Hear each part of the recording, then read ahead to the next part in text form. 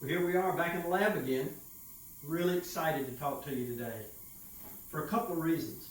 We've gotten a lot of good feedback from Flowcast users. And one of the things that we're hearing is that if you're using a monolithic printed provisional denture, it's hard to see where to adjust the Flowcast because the Flowcast is white, the denture's white. And so one of the participants in our denture boot camp, Shad from Texas, he has been putting red food color, red dye in so he can see the Flowcast, where to adjust, and whether it's stuck on the teeth or not. Well, he's been an inspiration to Charlie and me. So today, I'm going to help all you guys and girls that are using a heavily digital approach and getting a printed provisional denture like this one, which is a monochromatic, almost bone color denture, but you want to be able to put Flowcast in and capture just an incredible functional impression. So what I'd like to do is show you the new pink Flowcast. Pink Flowcast. And so let me show you real quick how to do it with a printed monolithic denture. The first thing that we did was we flasked the monolithic denture. Then we did uniform relief all on the inside. And we relieved the labial surface, and the term I'll use is hollow ground, the labial surface all the way down to the necks of the teeth. And when you see this, you're going to love it because the pink Flowcast goes down and gives you gingiva. One other thing I want you to take a look at is we did not relieve the palate. This is going to be our stop. And we did not relieve the post-palatal seal here, and here's the stop. What that's going to do is give us a good post-palatal seal. This is going to give us a good stop so that we don't have to build a stop with microseal. The next thing we did after we relieved uniformly and hollow ground the labial is we sandblasted the intaglia of the denture. That's another bit of feedback that participants have given me is Flowcast doesn't stick to these materials. Well, if you break the surface and you sandblast it, the next thing I'm going to do is I am going to put a little bit of chloroform on that sandblasted surface, just with a little 2x2, and that will slightly dissolve the surface and make it very compatible with the Flowcast. Then, just like we've been doing all along, we put Vaseline all over the flask, and then we put Vaseline on the teeth and everywhere we don't want Flowcast to stick. Once we have it lubricated, I'm going to put it back in the flask. And then we're going to take the flask, and this is the step that we added now. It's not in the instructions.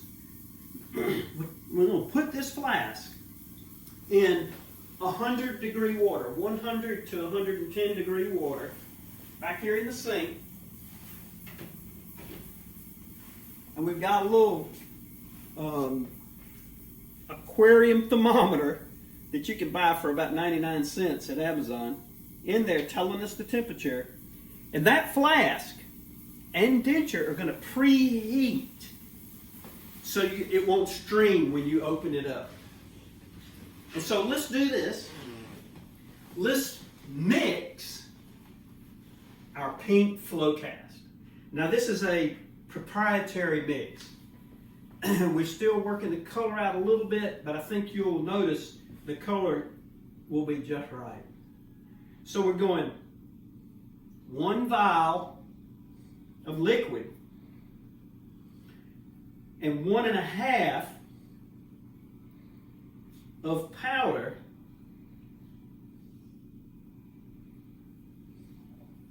A little bit more. 1.5 of powder. We're going to start our timer when I start to mix. Charlotte's going to come in tight.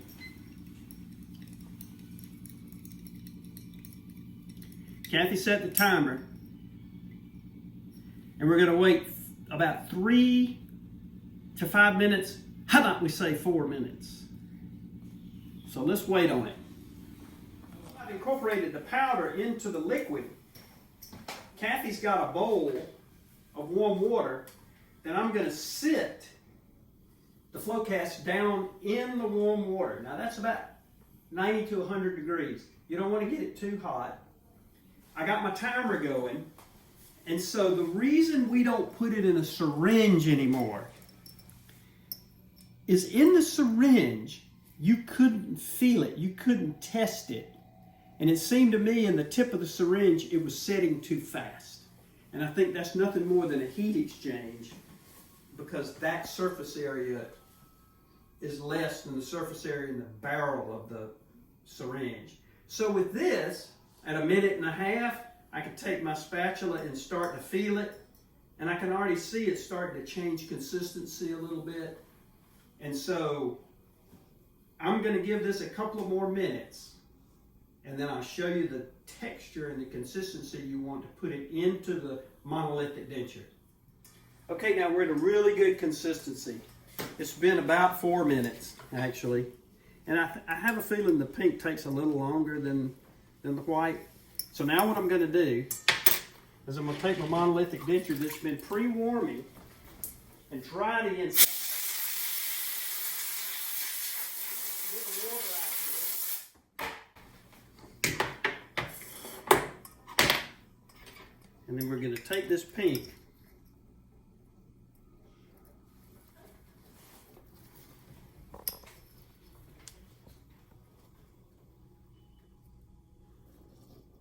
and we're going to put it all inside here.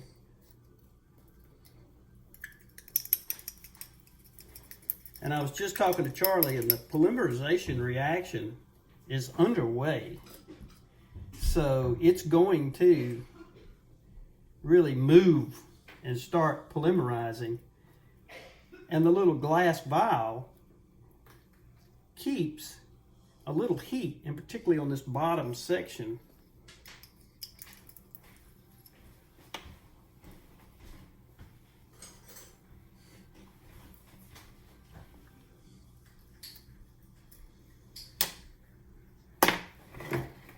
Then I'm going to take this and close it down.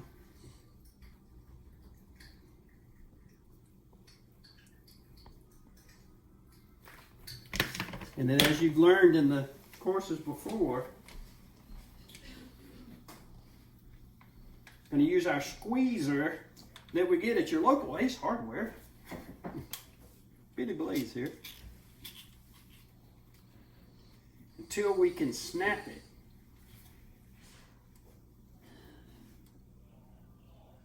Come on. Now we're snap shut. We've got a little excess all the way around that makes me feel good that we had enough material. And then I'm going to drop it back in the water. Our timer is still going. And at this point, Kathy usually will mix a second mix. And here she's already done it. So that when I take this to the room, or if I open that and there's a bubble, I can patch it up. So she's got a second mix. And is this a half a mix or a whole mix? This is a whole mix. So that I can patch and I can go to the room and add a border if I want to. It's just nice to have a little reservoir that's not going as fast. Take note, it's not in warm water. because that's going to make it go fast. This is usable for almost 20 minutes. We're at about 8.5 minutes. We're going to take this out in about 10 to 12. So let's wait on that, Charlie. Okay, for you dental assistants and lab assistants that are out there, cleaning these little glass things can be a mess. But what we realized was if you put ethanol in these little glass things, it cleans so fast and so easy. I'm just using 2x2s, and it just dissolves and cleans the flow cast out. So I'd encourage you, buy a bottle of this ethanol, put it in a spray bottle, and it makes cleaning your glassware just so much easier.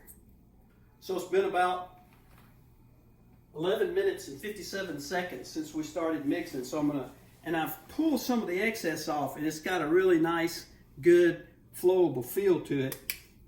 So I'm gonna pop this open and see what we got. Now, the reason we preheat these things is because that stringing effect we used to get when we weren't preheating the putty. And as you can see, fresh out of the flask, we got a pretty good look. Look how much excess there is. Almost none. Almost none. Very little. And I'm here to tell you, folks, the closed system is the way to go. And I know there's a lot of digital users out there, but you know, Flowcast will go where digital can't. Here's something I want you to take note of. Notice our post-palatal seal has come through, and we have our stop in the palate, right?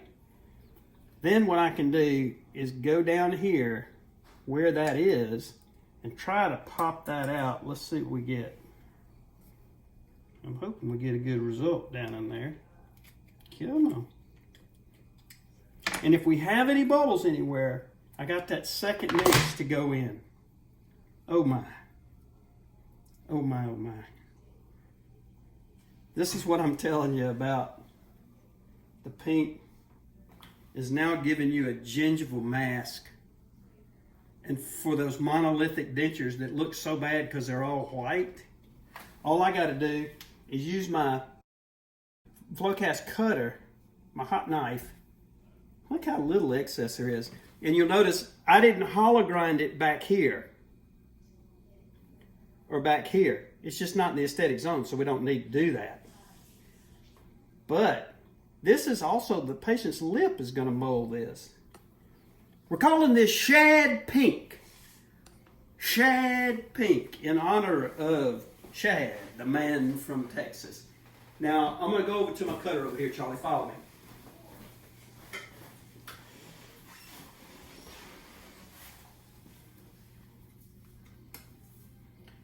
This cuts just like Flowcast.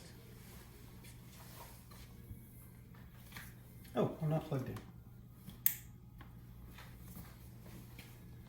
in. Cuts just like Flowcast. But up here in the front, I'm not going to cut it all off. I want it to stay there to give me that gingival mask.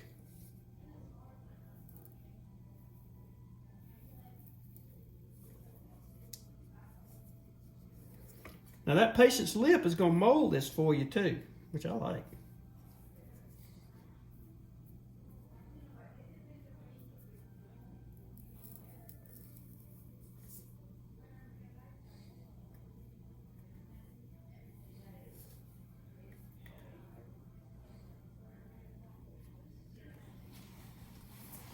Alrighty.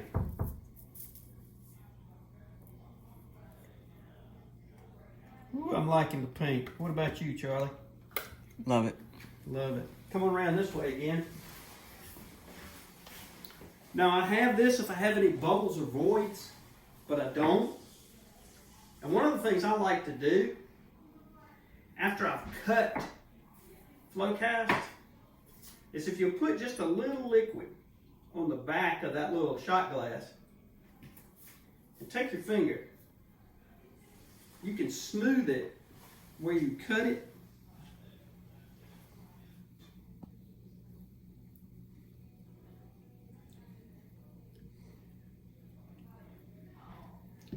Now we can take this to a patient's mouth. Now you could use this as the patient's provisional denture or diagnostic denture. You could use this as their duplicate. So you've done the provisional technique, you want to provide them with a duplicate. Instead of flasking and doing all that, you could scan your provisional denture, have a monolithic printed denture made, flask it when it comes back, and do this very same procedure. Now this is their long term, and the nice thing about it is you have pink gingival tissues, pink gingival mass that will make it really look pretty long term. Now, part of the reason we're putting this information out is we've got a couple of courses coming up. Another bit of feedback that we've been getting from everybody is they want CE credit, and I understand that more than you know. So we're working really hard on it to do that. Lastly, we have the Advanced Boot Camp. The Advanced Boot Camp, when is it, Charlie? November? September. September. It's in the fall. I know that's a hard time because of football season, but not everybody follows football like I do. But we'd like to invite you to come to the Advanced Boot Camp. That one's going to be really cool. We're going to talk about immediate dentures. We're going to talk about a digital approach. We're in the process of getting the patients ready for that right now. It's going to be a patient-driven course. And one last thing, ladies and gentlemen, please, please, please, pass the word in the dental lab community. They are really welcome to come to these courses because it's that connection through the labs that have to do all these processes to help us get this predictable result. And so if you're working with a lab, you're really happy with them, but you want to help them learn this technique, invite them to come with you. And then you'll have that shared knowledge base of how to do a denture that patients just can't believe they fit like they do. So come see us in the fall for the Advanced Boot Camp. And the other course we're going to be doing again in the fall is the Removable Partial course. A lot of people want that course, and it's my favorite course to do, really. So I invite you to go to the website, dentallifeseminars.com, or go to the Flowcast, flow-cast.supply. Those are all linked together. If you can't find it any other way, go to the Cassidy Dental Associates website, and it'll link you to Flowcast and to Dental Life Seminars.